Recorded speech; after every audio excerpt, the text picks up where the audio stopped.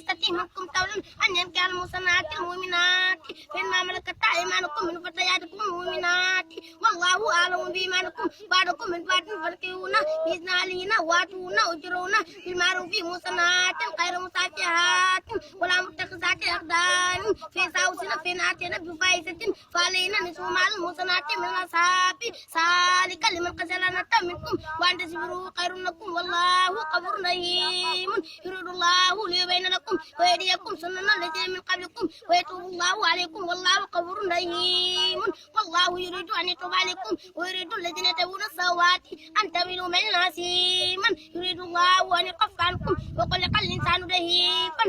منكم ولا تقتلوا أنفسكم إن الله كان بكم رحيما Baba kasinan ala sadalam yuqimatulan tuqatilulan nuqatilulan tartabolan taktubolan nabudon kagalay khawun tagalay ijala tagalay nimu tagalay tukusuto nga jigen tawlo nga jigen tadulu ñaari jigen ndogu Allah takuna finatum famu wasamu sumatabalaw tundogu Allah takulu mimma subhanallahi janam Allah tishirku bihi shay'an wa bil walidayni ihsanan janam Allah tashida isamartuka talaraf Allah yajidu ma yanfukuna sabaran Allah ya'lamu hududa ma anzalallahu sabaran Allah ta'budu illa Allah innani lakum minhu nasirun wa basirun jawdu Allah natawakkal ala Allah ce Ibrahim Allah takuna ma sajidin ce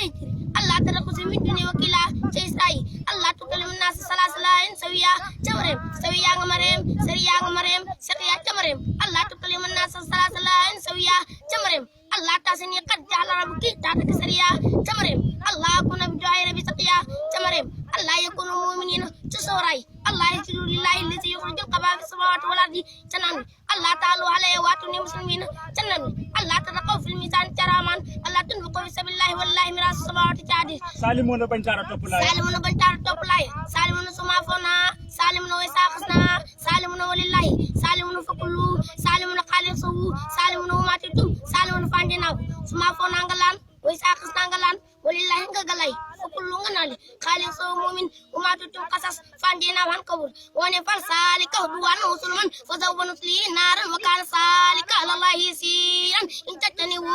kabaira ma tunawnahu nukaffir ankum sayyiatikum wa nudkhilkum madkhalan kariman wala tatamanu ma fatallahu bihi ba'dakum ala ba'din lirjalin sibun ma yaksabu wal nisa'i sibun ma yaksabna was'alullaha min fadlihi innallaha kana bikulli shay'in aliman wa likulli ja'alna mawaliyan mimma tarakal walidani wal aqrabuna wallazina haqadat aymanukum fatum nasibahum innallaha